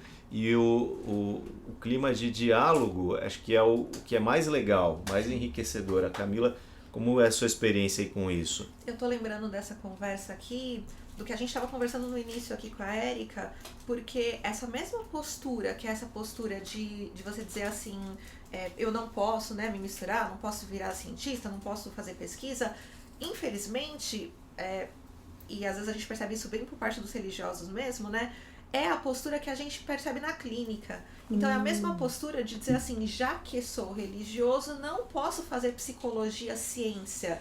É a história que a gente sempre fala, da tal da psicologia que não é bem psicologia, né? O outro lado da história, né? O outro lado, exatamente. A gente fala muito a respeito disso, né? Que eu particularmente sempre digo que não existe uma psicologia cristã. Existem cristãos que são psicólogos, né? Assim como não existe uma psicologia umbandista, uma psicologia budista, não é a questão da religião em si, mas a postura que a gente tem por trás. Então, temos nossas crenças pessoais e somos psicólogos, mas a gente não coloca essa categoria na psicologia, né? A gente não coloca o adjetivo em relação à psicologia. E acho que essa postura, se a gente não entender muito bem o nosso papel, ela também chega na nossa atuação enquanto psicólogo, não só enquanto cientista. Sim. E aí tô lembrando do professor Wellington, né, que ele sempre fala pra gente, que eu acho que isso é muito importante, que a gente pode estudar o que a gente quiser, qualquer coisa, desde que a gente siga o método. Sim, Esse o que é o nos ponto. blinda disso daí é se ater ao método. Ao método. E é por isso que quando a gente vê algumas críticas, algumas coisas, né, que nós aqui já ouvimos, dessa história de, não posso estudar religião, Sim. o pesquisador da USP estuda religião, e a gente diz assim, por que não? Desde que se siga o método. A gente tá falando aqui tanto do rigor, né, a Érica deu uma aula aqui sobre método qualitativo pra gente. Se a gente for rigoroso, suficientemente rigoroso metodologicamente, a gente estuda o que a gente quiser. Sim. Desde que a gente siga o método, que essa é a linguagem que nos faz cientistas, porque, né? Sim, é o que estabelece os limites. O que estabelece o limite. Estabelece Exatamente. os limites. Então, eu posso ser uma pessoa religiosa e um cientista? Posso. O que eu não posso é misturar as duas coisas. Não. O que eu não posso é pegar a ciência e falar assim, não, agora eu vou usar a ciência para provar a minha convicção religiosa. Exatamente. Porque a ciência, ela é neutra, ela não deve ser usada para provar nada, ela deve ser usada para descobrir se é ou se não é. E algumas coisas, elas fogem ao escopo da ciência, inclusive a ciência não é nem capaz. Como eu vou estudar, por exemplo, questões espirituais, né, no que diz respeito aí, sei lá, vou pegar um exemplo qualquer, a existência de Deus. A ciência, não só a psicologia, método, né? a ciência de maneira geral, ela tem algo que me permita estudar isso? Não. Exato. Mas ela me permite estudar, por exemplo, os efeitos de se acreditar ou não em Deus na vida de alguém. Sim. E é isso que a psicologia da religião vai estudar. Mas dentro desses limites, eu sei que você, por exemplo, participa do corpo de psicólogos e psiquiatras cristãos, que é uma instituição muito antiga e tal. Dentro desses limites, o que você tem adotado assim, justamente para garantir que você não vai cruzar essas linhas e a partir disso prejudicar tanto o seu trabalho, né, como também contaminar a nossa experiência espiritual, porque você começa a trazer, né, para a sua experiência espiritual, religiosa, tudo que você absorve na ciência também não é o lugar, né? O que você faz para lidar com isso? Sim, eu acho que a palavra integração, né? Quem de nós, inclusive quem está nos ouvindo, quer seja no âmbito da religião ou em qualquer outro âmbito, não se deparou às vezes com uma teoria A, B, C e precisou, que traz aquele deslocamento, aquela sensação de, tipo Piaget, que Piaget nos traz, né? Diante de algo, assim, aquela acomodação. E qual é a outra do Piaget? A gente tem uma... Eu só sei que a acomodação é aquilo, algo que chega e você fala, opa, como é que isso vai se encaixar, se acomodar, né? Eu penso que, e eu tenho cada vez mais pensado, pesquisas a gente faz por partes e em pares. Sim. Eu penso que os pares são essenciais para nós. E eu não tenho dúvida em afirmar, quer seja o contexto que quem está nos ouvindo, acadêmico ou pessoal, vivencia, você vai encontrar pessoas com um rigor elevado e nem tanto elevado, quer seja, nesse caso que a gente está dizendo, no âmbito acadêmico ou religioso, né? Você citou o CPPC, Corpo de Psicólogos e Psiquiatras Cristãos. Eu faço parte, eu sou membro desse corpo. Você vai encontrar ali pessoas com anos, 80 anos, né? Tivemos aulas há uns tempo atrás com um professor muito querido, 83 anos, que a própria vida, né? A própria vida já proporciona uma abertura para uma integração. Então, eu não estou falando nem de algo que é fundido, e nem algo, eu vou usar uma palavra a partir da psicologia, esquizofrênico, dois campos totalmente separados, porque o campo em si pode estar separado, mas eu não, eu sou aquela. Então, essa integração. Então, eu aviso pares e pessoas referenciais, assim, pares, quando eu falo, é entre nós, né? Vocês são grandes pares meu da pesquisa, eu tenho outros amigos, e também pessoas que já caminharam e conseguem integrar, colocar, às vezes, teorias ou contextos tão diferentes em diálogo, né? Sim. Nós vamos falar um pouco sobre isso, mas a questão do diálogo é interessante, porque o diálogo, ele não pressupõe duas pessoas que pensam exatamente igual. Né? Então, colocar em diálogo, às vezes, até algo que eu li, que me trouxe um estranhamento na minha vida espiritual, nas minhas práticas, né? E vice-versa. Às vezes, no contexto religioso, a gente também escuta algumas coisas que traz um estranhamento também. Como é que eu vou colocar isso em diálogo com dados que eu estou, né, que eu estou obtendo, com dados que eu estou assim verificando, né? Mas é diálogo. Então, a integração, diálogo, que não é sinônimo de uma difusão. Sim, muito legal. E isso é importantíssimo. O que eu vejo na psicologia?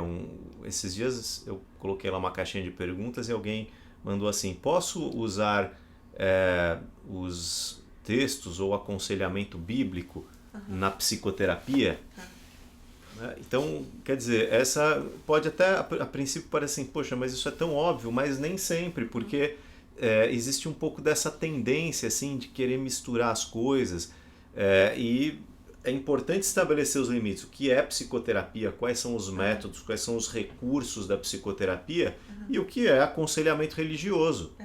Talvez essa pessoa que me fez essa pergunta se identifique mais com a área do aconselhamento religioso, e ela pode seguir esse caminho. Tem o seu lugar. Também é uma profissão, inclusive. Sim. Então siga por essa área, legal, você vai estudar psicologia, várias coisas da psicologia vão ser úteis para você, mas não chame isso de psicoterapia. Exato.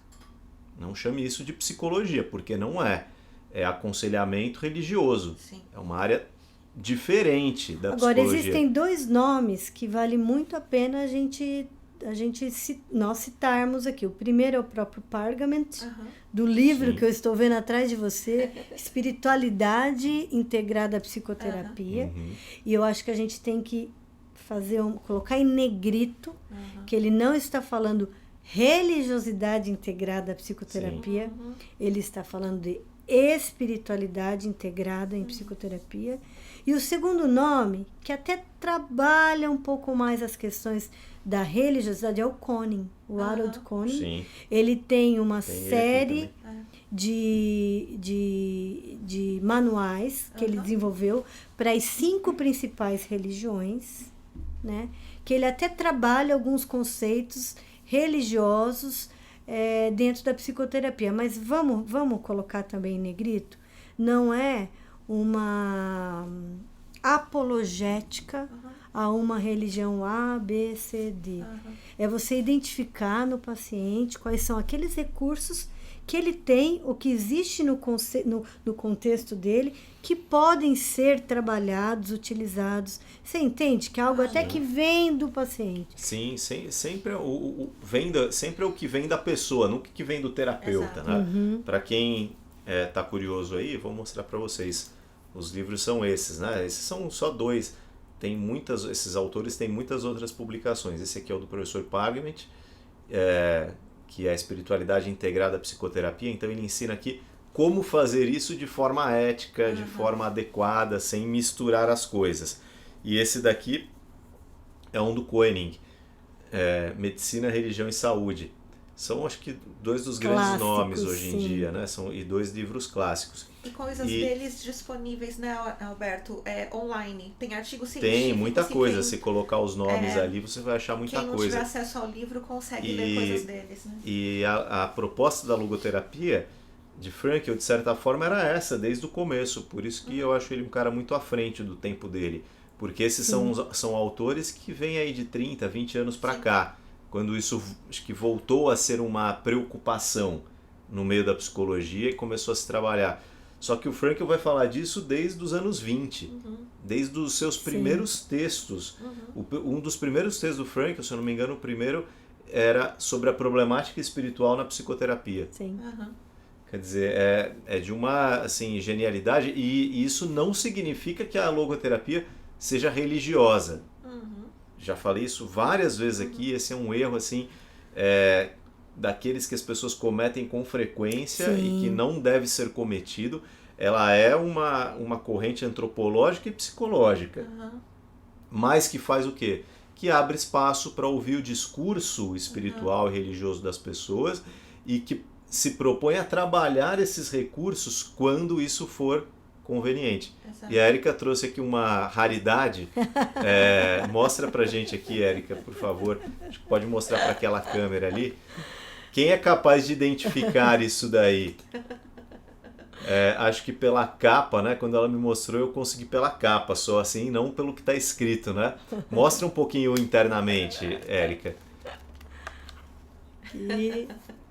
Só quem gosta muito de mangá vai conseguir entender alguma coisa disso daí, né? Eu não leio. E esse é o livro Em Busca de Sentido em japonês, a edição japonesa do Em Busca de Sentido. É um livro que já foi publicado em vários idiomas, né? E a Érica tem essa edição aí, uma curiosidade, uma raridade aí para nós. Já caminhando aqui para o final da nossa conversa, fala como que está o doutorado agora. Você começou já tem algum tempo, o que você está estudando, o que você está encontrando aí de resultados, se é que já tem resultados, ou pelo menos resultados teóricos, né? Pesquisa já tem muita coisa. Fala um pouco dessa parte agora do seu trabalho. Eu estou nos últimos minutos do 45 do segundo tempo, mas para doutorado isso quer dizer meses, porque já foram 4 anos, eu estou aí no 5º ano, né? Eu estou estudando a meditação entre cristãos, né? Tem toda uma linha, um fio condutor do mestrado que foi interligado até esse tema, né? Que agora que originou nesse tema que eu estou. E eu tenho estudado, a princípio, né, Camila e Alberto, o meu interesse era verificar se cristãos praticam a meditação. Tem a ver com o que nós estávamos dizendo há pouco. Né? Algumas práticas parece que elas são quase que associadas a uma religião X, a um grupo específico. Né? Só budista e hinduísta que medita, por exemplo. Só ateu pesquisa, é cientista. Isso. Então a gente tem essas coisas, né? Então o meu objetivo principal é verificar se os cristãos praticam a meditação. E com base nisso, num levantamento todo teórico, né, e tudo mais, eu identifiquei que sim, as principais tradições religiosas, não só as tradições religiosas, isso é um outro assunto, porque nós temos um ramo de promoção da saúde e tudo mais, mas enquanto prática religiosa, os principais sistemas religiosos, eles possuem a meditação. Então existe meditação cristã. Existe a meditação cristã, né? Eu só não consegui ainda dizer existe a meditação cristã, porque a meditação cristã ela tem alguns tipos. Mas nós podemos dizer, né? Existem a meditação cristã e dentro da meditação... As meditações, as formas, então, não é uma só. As formas de meditação cristã dentro da perspectiva. Mas mais do que isso, né? Na sua pesquisa você descobriu que a meditação também pode não ter associação com religião nenhuma. Sim, a meditação pode não ter, sim. Existe um ramo terapêutico, que é até o mais estudado, né? Aí é a meditação enquanto prática de promoção de saúde. Mindfulness e meditação é a mesma coisa? Não, necessariamente. Essa tem sido a minha posição teórica, com alguns embasamentos, claro. Você pega o dicionário da APA, ele define meditação como uma atenção focada, como uma contemplação, e que pode ser de maneira tanto concentrativa ou com uma atenção aberta. Né? Falei muito resumidamente. Sim. Né?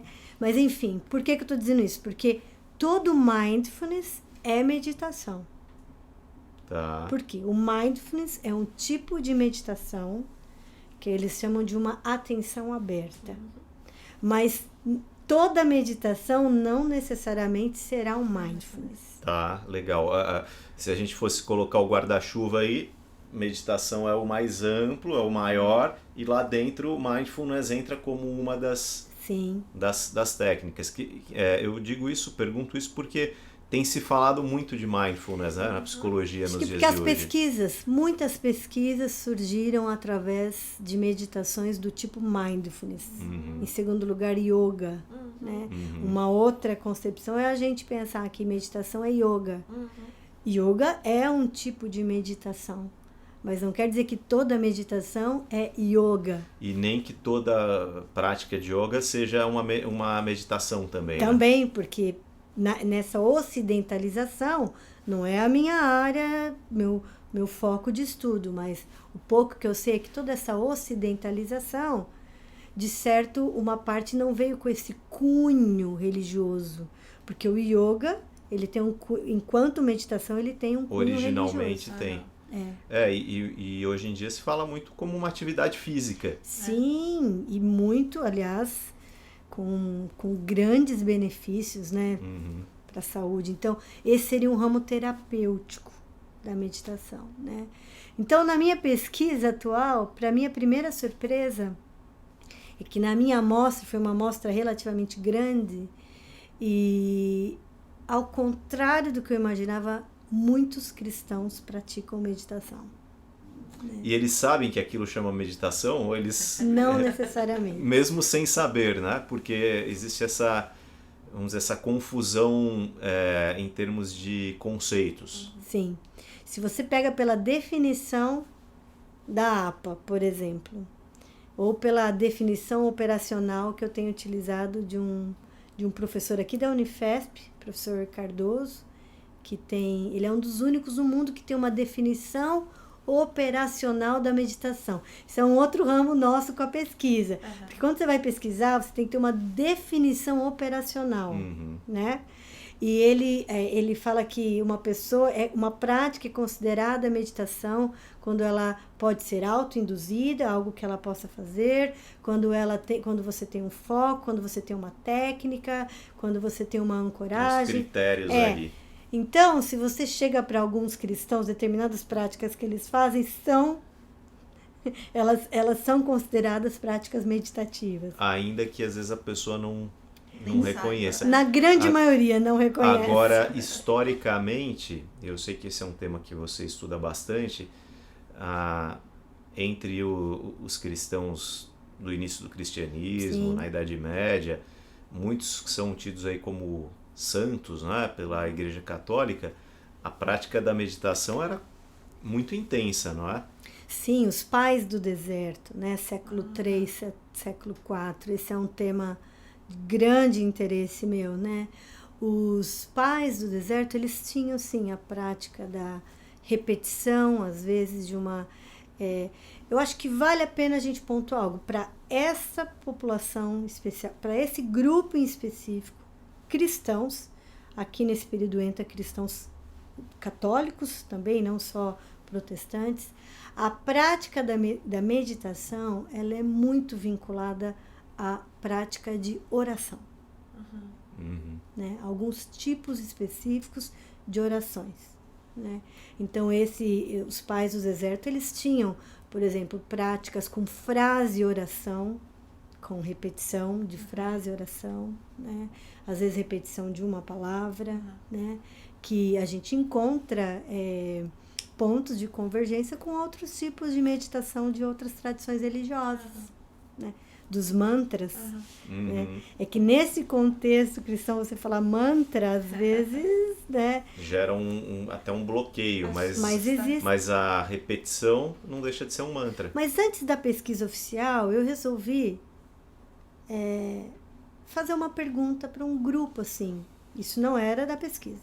Se você possui uma oração ou uma frase que você repete.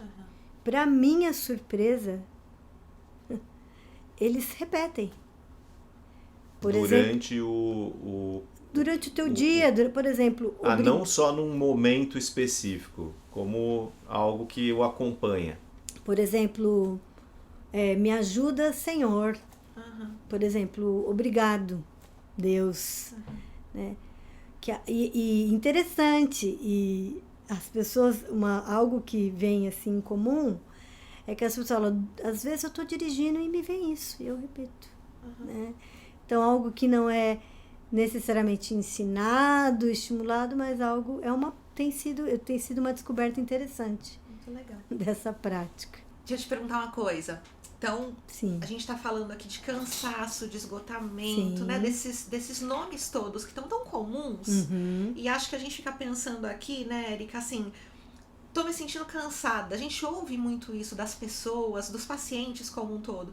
Tô me sentindo cansada, tô com uma certa frustração com o meu trabalho, eu não tô me sentindo tão realizada assim. Isso é um diagnóstico de burnout? Se não for, existem critérios, existem sintomas? Eu posso fazer assim um autodiagnóstico de burnout? Sim. Tem como fazer isso, sabe? Eu preciso da ajuda profissional. Consegue falar um pouco disso pra gente? Sim. Eu acho que é interessante porque essa pergunta você fez como sendo burnout, né? Mas qualquer autodiagnóstico é algo que, quer seja qualquer outro tipo de síndrome e tudo mais, ele tem o seu lugar, né? O seu devido lugar, mas não pode ficar só como um autodiagnóstico, né? O que eu estou querendo dizer com isso? Às vezes, na questão do burnout em si, as pessoas ao lado percebem, a própria pessoa não percebe. Eu já recebi uma pergunta sobre essa. Érica, como ajudar uma esposa que está identificando que o marido, o pastor, está com burnout? Ou seja, ele mesmo não se diagnosticou como tendo, não é um autodiagnóstico, mas alguém que está, principalmente, Camila, se a dimensão interpessoal, o cinismo, a despersonalização estiver também em alta.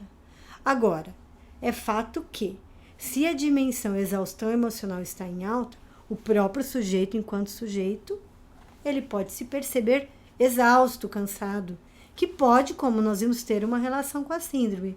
Mas, então, talvez ele não vá achar que seja de fato burnout, mas eu estou exausto, né?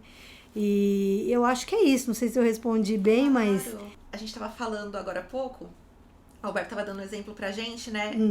Exatamente essa questão do CID, né? O CID tem aquelas questões periodicamente, né? Se faz uma atualização e tudo isso. E a gente estava falando, né, no início da nossa conversa que o novo CID está colocando o burnout como uma classificação, né? Como uma doença laboral, né? Então, a partir de agora é possível que, sei lá, alguém procure um médico e ele receba lá na sua guia, no seu diagnóstico, o CID tal, que eu não vou me lembrar o número agora, mas diagnosticado como burnout, né? Então, eu sou psicóloga, chegou na minha clínica a pessoa com esse CID. O que eu faço, Érica? Eu tô te perguntando isso porque, assim, eu acho que a gente ouve com alguma frequência. Você tava falando agora pra gente sobre as categorias e tudo isso. Dar férias é suficiente? É isso, né, que a gente ouve. Então, assim, se eu tô com essa questão, você estava falando muito bem, né, que não é só a questão do trabalho ou só de profissão, tem uma série de coisas envolvidas, mas se afastar desse ambiente é o suficiente? Quando eu volto, o ambiente, ele tá adoecido também? Sou eu que tô? O que eu faço enquanto psicólogo, sabe? Ótima pergunta. Bom, a primeira, eu vou entender que você me fez duas perguntas. A primeira pergunta Eu, enquanto psicóloga, se eu recebo alguém lá com um diagnóstico, com um CID de um médico do trabalho, de um psiquiatra, enfim. Eu começo dizendo o seguinte, que eu acho que como psicólogo nós temos que receber esse diagnóstico como nós recebemos quaisquer outros diagnósticos que nos chegam, né? Depressão. O diagnóstico, ele é uma referência inicial. É um ponto de partida, né? Um ponto de partida, muito bem lembrado. Que nesse caso, enquanto psicóloga, nós temos que verificar essas 3 dimensões na vida do indivíduo, né? Se veio com um diagnóstico porque ele está exausto, peraí, como é que estão as outras dimensões? Se é exaustão, como nós conversamos, talvez um afastamento, um remanejamento de jornada de trabalho, às vezes umas férias, sim, resolve, né? Agora, com outras, pensa comigo, Camila, se é uma dimensão de uma despersonalização, eu estou me recordando de uma resposta, de uma entrevista com um pastor na minha dissertação, que a pergunta era, no estudo do caso, que o pastor J, né, no estudo de caso, ele às vezes via as pessoas como árvores, né? E um respondente disse, como árvores, eu às vezes vejo as pessoas como postes, o que é pior ainda, porque árvores têm vida. Então, você tem que avaliar, enquanto psicólogo, essas outras dimensões, né? Acho que isso é algo que a gente tem que deixar bem claro, né? Agora, você citou também uma segunda parte, de que se o sujeito sai, tira férias e volta, mas o problema está lá. Este é um grande desafio da síndrome do burnout, de identificar são 2 linhas de pesquisa, no mínimo 2 linhas de pesquisas, que dão uma ênfase às questões institucionais que trazem adoecimento, e daí nós temos na psicologia vários autores que trabalham dentro da parte da psicodinâmica, o Dejurs e todos os outros que trazem dos aspectos adoecedores do contexto institucional. Por outro lado, nós temos uma linha de pesquisa de que vê o burnout como um aspecto do indivíduo em si. Né? Agora, cá entre nós, será que dá para ser tão simplista assim? Ou algo do contexto, ou algo do indivíduo? Né? Então, nós sabemos sim, na minha pesquisa apareceu alguns desencadeadores institucionais, algumas questões situacionais também, e também algumas questões do próprio indivíduo. Né? Então, acho que a gente tem uma noção mais ampla do que é esse diagnóstico. É bem importante, né? A gente nunca olhar o diagnóstico em si, ou nunca olhar como um recorte, mas acho que essa tentativa mesmo, né? De ver o todo, tentar pelo menos compreender. Aquilo que a gente sempre fala, né, Érica? Ouvir o que esse sujeito está trazendo pra gente, né? Qual é a vivência, qual é o contexto, qual é a experiência, qual é a relação que ele está tendo com tudo isso, né? Eu encerrei a minha pesquisa de mestrado escrevendo algo parecido. Eu não afirmo que aqueles pastores e pastoras estão com burnout, certo? Mas assim como numa consulta qualquer, médica que seja, a partir de um relato, né? A gente leva uma criança numa consulta do pediatra. A gente começa com o quê? Com a fala. Ela tá com febre, ela tá com isso. A partir de algo da fala que pode surgir também um diagnóstico. Sim. Então, a partir desses discursos, a partir do que eles estão falando, podem ser pistas, né, para a gente ter uma visão de um diagnóstico maior. Érica, uma curiosidade. Sim. Que história é essa de Retiro do Silêncio? Que história é essa? Conta pra gente um pouco sobre isso. Ai, é interessante, né? Mas em julho de 2004, né? Eu tinha recém feito essa transição de carreira, né? Mas, na verdade, não era ainda uma transição de carreira, uma transição mais geográfica dessa ONG que eu falei para vocês lá no início que eu trabalhava, e retornado para a igreja, minha igreja de origem, para fazer parte do que a gente chama de uma equipe de líderes, uma equipe pastoral. E naquele ano, em 2004, eu já lia muito, eu já tinha muito interesse em ler livros sobre os pais da igreja, Teresa de Ávila, São João da Cruz, Santo Agostinho e alguns outros clássicos, assim, como Tomás de Aquino, Imitação de Cristo, enfim. E eu e uma outra tia, que não é de verdade tia de sangue, mas nós estudávamos juntos bastante esses livros, nós tínhamos o desejo de conhecer um lugar que nós pudéssemos praticar um pouco desse isolamento, dessa retirada para o silêncio. E nós encontramos um lugar no interior de Santa Catarina, uma cidade muito pequenininha, de uma missionária alemã que está no Brasil há mais de 50 anos, ela recém completou 82 anos, né? Que ela recebe líderes e muitos psicólogos até para um retiro de silêncio, um tempo de você, com propósito ou voluntariamente, né, se abdicar um pouquinho das redes sociais, não tem televisão, você não tem contato com o celular, e abrir algumas outras janelas, vamos dizer, alguns outros ouvidos, né? Quem me conhece não acredita. Como que você faz retiro de silêncio? Mas eu falo que é um retiro que tem várias práticas contemplativas. Aí agora é um outro termo que eu gosto de utilizar. Dentro dessas práticas contemplativas, eu categorizo a meditação como sendo uma das práticas, né? Então, você inicia, fica um tempo de silêncio lá, ao contrário do que muitas pessoas pensam, você não fica o dia inteiro num ócio sem fazer nada, tem todo um cronograma diário, né? Algumas regras, algumas diretrizes, essa, por exemplo, de você não falar, então a gente come em silêncio, tem alguns poucos momentos de partilha, pelo menos neste lugar específico, né? E você tem algumas outras práticas manuais, artísticas e tudo mais. Inclusive esse contato com a natureza. Eu falo, Camila, a partir de uma perspectiva pessoal, que nós no cristianismo a gente fala de conversão, né? Me converti, né? Não sei como que isso é exatamente em outras... Eu brinco que quando eu estive no meu primeiro retiro de silêncio em 2004, eu considero como a minha segunda conversão. De entrar em contato com questões profundas do meu coração que eu não tive numa psicoterapia ou em alguns outros contextos. Érica, é psicoterapia? Não. Eu brinco assim, ó, é terapêutico, sim, mas não é terapia, né? Então é isso, normalmente é 6, 7 dias, né?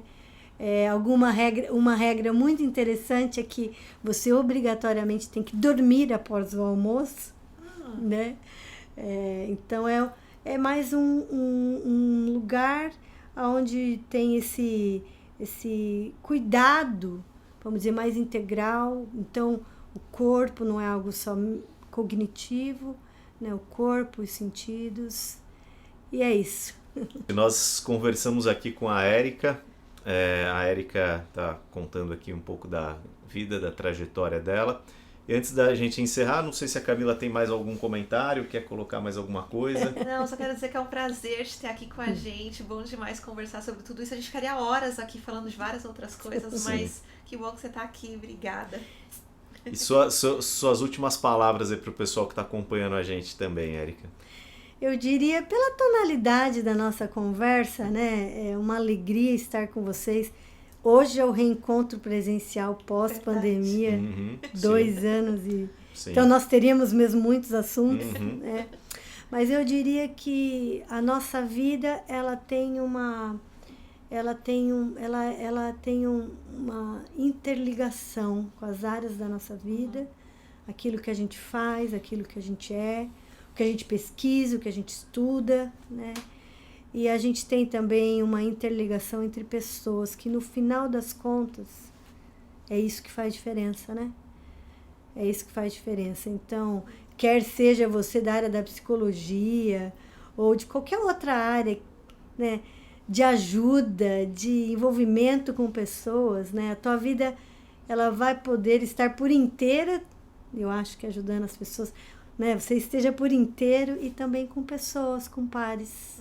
Pessoal, eu agradeço também aqui a Érica pela presença dela. Com certeza essa conversa vai ser muito útil para muita gente.